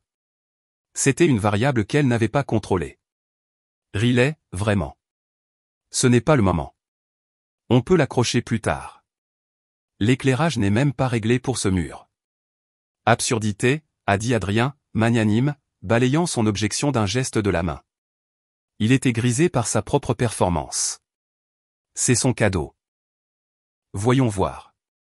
Apportez-le, Miguel. Miguel a hoché la tête et a disparu dans le couloir. Il est revenu un instant plus tard, portant un objet massif et lourd enveloppé dans un épais papier craft brun marqué « fragile ». Il l'a posé doucement contre le mur, juste en dessous du crochet central vide que Solène avait désigné. « Laissez-moi, ai-je dit en m'avançant. Je vais l'accrocher moi-même. C'est le moins que je puisse faire. » Je me suis dirigé vers le cadre. Je pouvais sentir tous les yeux de la pièce sur moi. Adrien souriait, indulgent. Solène tapait du pied, agacée. Le docteur Marlowe et Gavin Ross regardaient, simplement. J'ai saisi le lourd cadre. J'ai arraché le papier brun d'un grand coup sec. J'ai soulevé le lourd cadre en noyer foncé. Il était plus lourd que lors de mes répétitions. Je l'ai hissé, mes bras tremblant légèrement sous le poids et l'adrénaline. Je l'ai retourné, face à la pièce, et l'ai glissé parfaitement sur le crochet robuste que Solène avait installé. Ce n'était pas de l'art. Ce n'était pas une peinture. Ce n'était pas une photographie. C'était un seul document blanc sobre, certifié par un professionnel, monté sur du velours noir, illuminé par la lumière même de la galerie que Solène avait dirigée vers le mur. La pièce est devenue complètement, profondément silencieuse. Le genre de silence qui se produit dans les secondes qui suivent un accident de voiture, avant que les cris ne commencent. Gavin Ross, le directeur financier, qui se tenait le plus près, a été le premier à le lire. Ses lunettes ont glissé sur son nez. « Mon Dieu !» a-t-il murmuré. En caractères gras et cliniques en bas, les mots étaient immanquables. Père présumé, Dr Adrien Blake. Probabilité de paternité, 0,0%. Quelqu'un au fond a laissé tomber une flûte de champagne. Le fracas était assourdissant. Le visage d'Adrien était un masque grotesque de confusion. Le sourire charmant s'est effondré. Quoi? Qu'est-ce que c'est? A-t-il balbutié, sa voix montant en panique. Riley, c'est quoi cette blague? Il s'est jeté sur le cadre. Enlève ça. Enlève ça tout de suite. J'ai posé une main, paume à plat, contre le cadre ennoyé, l'arrêtant. Ma voix était soudain le seul son dans la pièce. Elle n'était pas forte, mais elle était si froide qu'elle a tout traversé. N'y touche pas, Adrien. C'est une preuve. Alors que sa main était toujours levée, son esprit encore sous le choc du rapport ADN, j'ai utilisé mon autre main. Mon téléphone y était déjà. J'avais, bien sûr, utilisé mes compétences de coordinatrice d'événements pour accéder au nouveau réseau intelligent de la maison plus tôt dans la journée, sous prétexte de régler la musique. J'ai appuyé sur un seul bouton. Le gigantesque écran de télévision de 80 pouces que Solène avait installé au-dessus de la cheminée stérile a vacillé. La vidéo en boucle de bon goût d'un économiseur d'écran abstrait a disparu. Elle a été remplacée par une image cristalline du registre de Westlake. Agrandie sur 6 pieds de haut se trouvait l'écriture du docteur Marcus Lyle et à côté, la signature arrogante et indubitable d'Adrien. Remplacement d'échantillon approuvé. Ave Blake. Qu'est-ce que c'est, a dit le docteur Marlowe, sa voix comme de la glace. Avant qu'Adrien ne puisse répondre, j'ai appuyé sur le bouton suivant. L'écran a changé. C'était le relevé bancaire. Le virement, Ravenscrest Pioneer Fund à Silverline Wellness Group. Gavin Ross a laissé échapper un petit son étranglé. C'est le virement de la subvention. Et enfin, ai-je dit, ma voix résonnant d'une terrible finalité calme. J'ai appuyé sur le dernier bouton. L'écran a de nouveau changé. Le relevé bancaire de Silverline. Le virement sortant, payé esthétique concept intérieur. Solène a fait un bruit, un petit halètement étranglé. La pièce n'est pas seulement devenue silencieuse. Elle s'est brisée. Ce n'était plus une fête. C'était une mise en accusation. Le visage d'Adrien, qui avait été un masque de charme triomphant, était maintenant un paysage horrifiant de panique brûlante et de confusion totale. Il a fait un pas en arrière comme si le mur lui-même l'avait frappé. C'est une affaire privée, a-t-il crié, sa voix se brisant, perdant sa précision chirurgicale. Il s'est tourné vers ses invités, ses collègues, ses employeurs, avec un geste désespéré et ample. C'est un différend domestique. Un mensonge. Elle est malade. Je dois vous demander à tous de partir. S'il vous plaît, laissez-nous un peu d'intimité. Les gens ont commencé à bouger, leurs chaussures chuchotant sur la nouvelle moquette stérile, leur visage un mélange d'horreur et d'embarras. Ils regardaient la porte, désespérés d'échapper à la zone de déflagration. Je ne pense pas, Adrien. La voix du docteur Helena Marlowe n'était pas forte, mais elle était si froide et absolue qu'elle a arrêté chaque personne dans la pièce. Elle n'avait pas bougé. Elle se tenait toujours près de la cheminée, les bras croisés, les yeux fixés sur l'écran de télévision affichant le virement du Ravenscrest Pioneer Fund. Quand je vois le nom de mon hôpital, le nom de ma fondation sur un écran à côté d'une LLC frauduleuse et d'un paiement non autorisé à la société écran d'une anesthésiste, cela cesse d'être un différend domestique, a-t-elle dit, sa voix baissant jusqu'à un registre létal et silencieux. Cela devient une affaire d'hôpital. Tout le monde va rester exactement où il est. La pièce s'est de nouveau figée. Les portes invisibles avaient été verrouillées.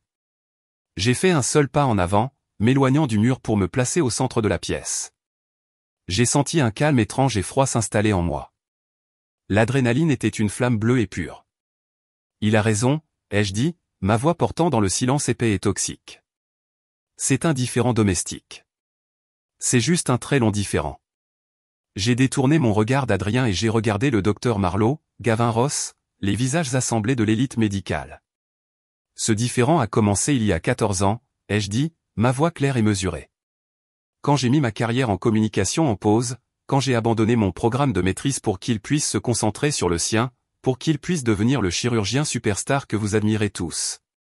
Le visage d'Adrien était couvert de sueur. Riley, non. Ne fais pas ça. Il a continué il y a 8 ans, ai-je dit, l'ignorant. Quand nous étions désespérés d'avoir un enfant, quand nous sommes allés à Westlake, le programme sur lequel il a insisté, le programme que cet hôpital a financé. Et c'est là que mon mari, l'homme à qui vous êtes sur le point de décerner un prix d'éthique, a pris une décision médicale unilatérale. Il a décidé que je ne porterais pas son enfant biologique. Une forte inspiration collective a sifflé dans la pièce. Les médecins d'obstétrique-gynécologie semblaient avoir été physiquement frappés. Il a signé un formulaire, ai-je dit en montrant la télévision, l'image du registre. Sans mon consentement, pour que mes embryons soient créés avec l'ADN d'un étranger parce qu'il avait peur de transmettre ses propres gènes défectueux. Il ne me l'a pas dit. Il m'a laissé croire pendant 8 ans que les enfants que j'élevais étaient les siens et les miens. Il a commis une agression médicale sur sa propre femme. J'ai laissé les mots en suspens, les laissant s'imprégner des nouveaux murs beiges et chers. Et le différend, ai-je poursuivi, ma voix se durcissant, a atteint son paroxysme il y a 2 semaines, lorsque ce même chirurgien superstar m'a dit de déménager de cette maison, la maison que j'ai construite, le foyer où j'élève ses enfants. Il m'a dit de partir pour que sa maîtresse, sa co-conspiratrice, puisse avoir un nouvel espace pour décorer. J'ai finalement regardé Adrien, l'homme qui n'était plus qu'une coquille. Son charme s'était évaporé. Je ne fais pas ça par vengeance, docteur Marlowe. Je le fais parce qu'il était sur le point de déposer une motion au tribunal me déclarant mère instable pour m'enlever mes enfants. Je voulais juste que les gens qui signent ces chèques de paix, les gens qui tiennent sa réputation entre leurs mains, sachent comment il traite vraiment sa famille et comment il traite vraiment ses patients. Solène, qui était restée figée dans une torpeur d'horreur, a soudainement repris vie. C'est insensé, a-t-elle crié, sa voix aiguë et mince. Elle ment. Elle a falsifié tout ça. Je ne sais rien de tout ça. Je n'étais même pas à Westlake. Alors, Adrien, dis-leur qu'elle ment. Tu ne sais rien de tout ça. Solène, ai-je demandé, ma voix sincèrement curieuse. J'ai regardé l'écran de télévision, toujours illuminé par le virement bancaire. C'est étrange, parce qu'Esthétique Concept Intérieur semble en savoir beaucoup. 15 000 $. Est-ce votre tarif standard pour nettoyer les dossiers numériques? Ou était-ce juste un acompte pour redécorer cette pièce? Alors que le visage de Solène devenait blanc, l'homme que je connaissais sous le nom de Miguel s'est avancé, ainsi que les 2 invités que j'avais reconnus sur les photos d'Ethan. Dr Blake, Dr Porter, a dit Ethan Cole, sa voix calme, autoritaire et se projetant facilement dans la pièce. Il a brandi un badge. Je suis l'enquêteur Ethan Cole du Conseil médical de l'État. Ce sont mes collègues de la division des fraudes civiles du procureur général. Une nouvelle vague de panique a parcouru les invités. Ce n'était plus un drame personnel. C'était une enquête criminelle. Nous menons une enquête formelle, a poursuivi Ethan, sur un complot en vue de commettre une fraude médicale, une fraude électronique et le détournement de fonds caritatifs impliquant le Ravenscrest Medical Center, le Westlake Reproductive Institute et une entité privée connue sous le nom de Silverline Wellness Group. Il a fait un signe de tête à ses collègues. L'un s'est placé près de la télévision, l'autre près du test ADN encadré sur le mur. Nous vous signifions à tous les 2 un avis officiel et nous sécurisons cette pièce. Ces documents, a-t-il dit en faisant un geste vers le mur et la télévision, sont maintenant des preuves. Le docteur Marlowe a fait un pas lent et délibéré vers Adrien. Son visage était pâle, sa fureur une force nucléaire contenue. Tu m'as regardé dans les yeux, Adrien, a-t-elle murmuré, sa voix tremblant de rage. Tu t'es assis dans mon bureau. Tu m'as dit que le partenariat avec Westlake était propre et révolutionnaire. Tu as utilisé le fonds des donateurs de mon hôpital. Tu as utilisé mon nom pour construire ça. Adrien, acculé, sa réputation atomisée devant ses employeurs, est finalement tombé sur sa dernière défense tordue. Je l'ai fait pour protéger mes enfants, a-t-il rugi, la voix brisée. J'ai le gène, le marqueur HCM. J'ai vu ce que ça fait. Je passe ma vie entière à le retirer de la poitrine des autres. Je ne voulais pas, je ne pouvais pas le transmettre. C'était une décision médicale. Je l'ai protégé d'une vie de risque, de la mort subite. C'était mon droit en tant que père.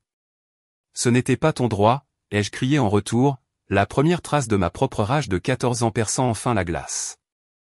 C'était notre décision, et tu me l'as volée. La protection, ce n'est pas mentir à sa femme pendant 8 ans. La protection, ce n'est pas commettre une agression médicale et signer un formulaire de consentement en son nom. Tu ne l'as pas fait pour eux, Adrien. Tu l'as fait pour toi. Tu ne supportais pas l'idée d'un héritage défectueux. Tu voulais des enfants parfaits, tout comme tu voulais une maison parfaite et une partenaire branchée parfaite. Tu ne m'as pas protégé. Tu m'as violé. Mon Dieu, a dit un homme près du fond. C'était le docteur Alistair, un des obstétriciens seniors qui avait été à Westlake. Il fixait l'écran de télévision, le registre. C'est la signature de Marcus Lyle. Je reconnaîtrais cette écriture n'importe où. Il a regardé ses collègues, le visage cendré. Nous savions tous que quelque chose n'allait pas. Les taux de réussite, les données, c'était toujours trop beau. Les chiffres étaient anormaux. Nous pensions qu'il était juste un génie. Mais mon Dieu, il trichait. Ils trichaient tous. Selène a vu son ouverture. Tous les yeux étant tournés vers Adrien et les médecins, elle s'est retournée contre moi, le visage un masque de méchanceté.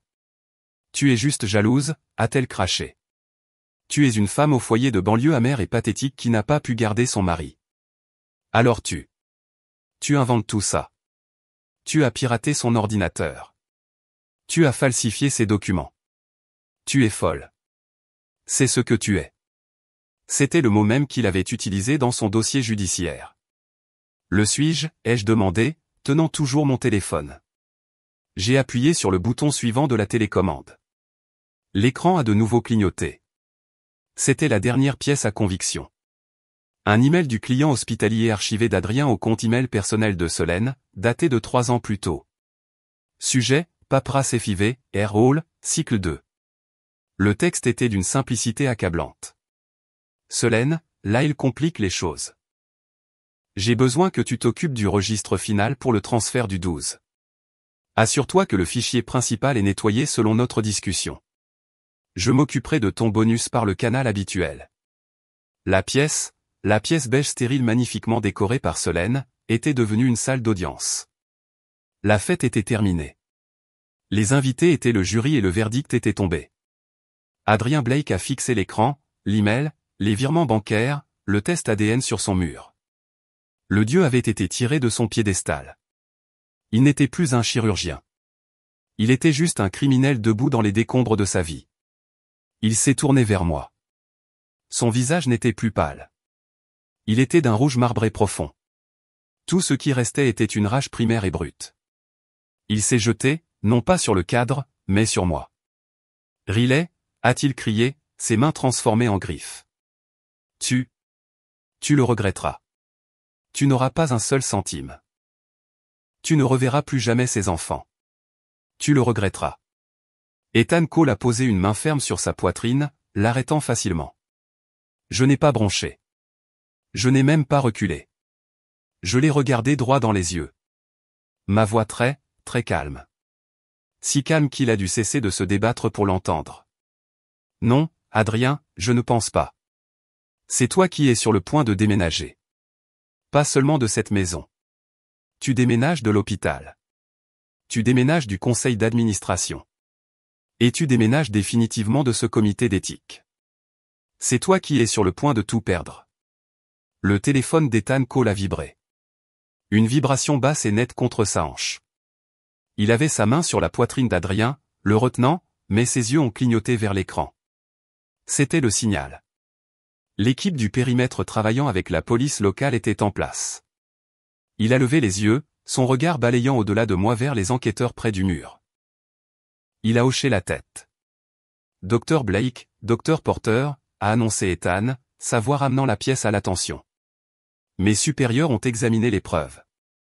Ils conviennent qu'il y a une cause probable de croire qu'un crime a été commis. Nous allons saisir temporairement tous les appareils électroniques personnels et les ordinateurs de cette maison, et nous vous demandons à tous les deux de venir au centre-ville pour un interrogatoire formel ce soir. Selène a laissé échapper un sanglot aigu et étranglé. Non, j'ai une garde tôt. Vous ne pouvez pas, Adrien était silencieux. Son esprit traitant enfin, rapidement, toute l'étendue du désastre. Mais avant qu'il ne puisse formuler une réponse, le docteur Elena Marlowe a porté le coup qui comptait vraiment. Pas sur son statut à l'hôpital. Enquêteur, a-t-elle dit, sa voix aussi tranchante que l'obsidienne. Elle a tourné toute son attention, sans partage, vers l'homme qu'elle avait défendu pendant une décennie, car cela n'est plus pertinent. Elle a fait un pas vers Adrien. Dr Blake, à compter de maintenant, à cet instant précis, vous êtes suspendu indéfiniment de tout contact avec les patients, de toute supervision de recherche et de tous les privilèges chirurgicaux au Ravenscrest Medical Center en attendant l'issue de cette enquête. Suspendu. Si l'annonce d'Ethan était un coup de feu, la sienne était la balle. J'ai regardé Adrien l'absorber. Ce n'était pas la menace de la prison qui l'a brisé. Ce n'était pas la perte de son mariage. C'était ce seul mot, suspendu. Il était un chirurgien. Ce n'était pas un travail. C'était toute son identité. C'était l'armure qu'il portait, le titre qu'il utilisait comme un bouclier et une épée. Et elle venait de le lui arracher. Pas dans une réunion privée et stérile des RH, mais ici, dans son propre salon, devant ses subordonnés, ses pairs, ses employeurs et sa maîtresse. Il avait bâti toute sa vie sur la fondation de son image publique, et elle venait de la démolir lors de la présentation même qu'il avait conçue pour la célébrer. Il a reculé en titubant, sa main tombant de mon cadre. Il avait l'air vide. Le dieu en costume italien avait disparu. À sa place se trouvait juste un homme terrifié et vidé. J'ai jeté un coup d'œil à Solène. Le combat l'avait quitté. Ses yeux parcouraient la pièce, le nouveau canapé gris, la console danoise, les murs beige stériles. Ce n'était pas la scène de ses débuts. C'était une scène de crime. Elle n'était pas la nouvelle partenaire ambitieuse. Elle était la femme sur le virement bancaire, celle payée via Esthétique Concept Interior. Elle avait attelé son wagon à une étoile filante, et elle réalisait seulement maintenant qu'elle était liée à sa cheville. La maison de ses rêves était devenue son acte d'accusation. Les invités, le public figé, ont finalement commencé à bouger. Ce fut un exode de masse silencieux. Ils se déplaçaient comme des fantômes, sortant de la pièce, le visage détourné. Ils ne regardaient pas Adrien. Ils ne regardaient pas Solène. Et ils ne me regardaient pas. Ils voulaient juste être partis, échapper à la contamination. C'était, je le savais, le véritable enfer d'Adrien. Ce n'était pas la perte de son argent. C'était la perte de leur respect. C'était le silence gêné, les yeux détournés, l'horreur polie. Il n'était plus le chirurgien brillant. Il était un paria social, un scandale, un ragot de mauvais goût dont il parlerait dès le matin. Alors que la foule se clairsemait, le regard d'Adrien est tombé sur moi. La panique avait disparu, remplacée par une dernière lueur de calcul désespérée et reptilienne. Il a fait un pas vers moi, baissant la voix jusqu'à un sifflement conspirateur comme si nous étions encore une équipe. « Riley » a-t-il murmuré. « Arrête ça, s'il te plaît. On peut en parler. Juste nous. On peut aller voir Marjorie. Tu peux. Tu peux avoir la maison. Tu peux avoir tout ce que tu veux. Dis-leur juste que c'était un malentendu. Dis-leur que tu étais contrarié. On peut arranger ça. » Il pensait toujours que c'était une négociation. Il pensait toujours qu'il avait quelque chose à m'offrir. Je l'ai regardé, cet étranger qui avait partagé mon lit, le père de mes enfants, l'homme qui avait violé mon corps et ma confiance de la manière la plus profonde imaginable. « Je garde la maison, Adrien, » ai-je dit, ma voix aussi calme et silencieuse que la sienne. « C'est la maison de mes enfants. Tu ne resteras pas ici ce soir ni aucun autre soir. » J'ai vu son visage s'effondrer alors qu'il comprenait. Je ne négociais pas, quant à arranger ça, ai-je dit, tu as raison. Tu devrais parler à quelqu'un. Tu devrais appeler ton avocat. Le docteur Marlowe a été la dernière invitée à partir. Elle s'est arrêtée sur le pas de la porte. Sa main sur le cadre. Elle a regardé les décombres de la pièce, Solène pleurant dans ses mains, Adrien debout, abasourdi près de la cheminée, les deux enquêteurs mettant tranquillement les ordinateurs portables sous scellés, et enfin moi. Elle n'a rien dit. Elle m'a juste fait un lent et délibéré signe de tête. Ce n'était pas des excuses. Ce n'était pas de la pitié. C'était, je l'ai réalisé, un regard de respect sombre et absolu. Puis elle est partie. La pièce était silencieuse. Sauf le bruit du ruban adhésif. Ethan s'est approché de moi. « Madame Hall, nous allons les emmener et les escorter au centre-ville. »« Merci, enquêteur, » ai-je dit. J'étais seul dans la pièce. L'hélice funéraire de Solène, le canapé gris et froid de Solène, et mon exposition. Je me suis dirigé vers le mur. Le lourd cadre en noyer était légèrement incliné là où Adrien s'était jeté et l'avait heurté. Mes mains étaient parfaitement stables. J'ai tendu la main et j'ai ajusté le cadre, le centrant sur le crochet, le rendant parfaitement droit. J'ai reculé, admirant mon travail. Voilà, ai-je dit, assez fort pour qu'Adrien et Solène l'entendent par-dessus ses sanglots. J'ai accroché ceci. Le mur est terminé. Il n'a pas besoin de plus de décoration. L'image finale de lui est celle que je garderai.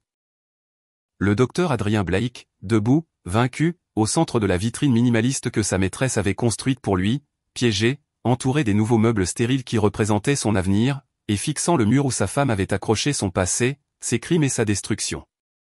Je me suis retourné et j'ai quitté le salon. J'ai marché dans le couloir que j'avais peint, passé l'escalier que mes enfants dévalaient chaque matin. Je me suis dirigé vers la porte d'entrée, non pas comme la femme exilée, mais comme la propriétaire de la maison, raccompagnant les derniers invités indésirables. Il voulait m'effacer. Il voulait effacer toute trace de mon influence de ces murs, pour créer un espace frais. Je me suis arrêté sur le seuil. Je l'ai regardé une dernière fois, un prisonnier dans son propre nouveau salon. Tu m'as dit que tu ne voulais plus me voir dans cette maison, Adrien, ai-je dit. Mais à partir de maintenant, chaque fois que tu verras un mur blanc, pour le reste de ta vie, tu te souviendras de ce que j'ai accroché sur celui-ci. Tu te souviendras que j'étais là, et tu te souviendras que c'est moi qui ai eu le dernier mot sur la décoration. Merci beaucoup d'avoir écouté mon histoire. J'adorerais savoir d'où vous écoutez. Alors, s'il vous plaît, laissez un commentaire ci-dessous et partagez vos pensées.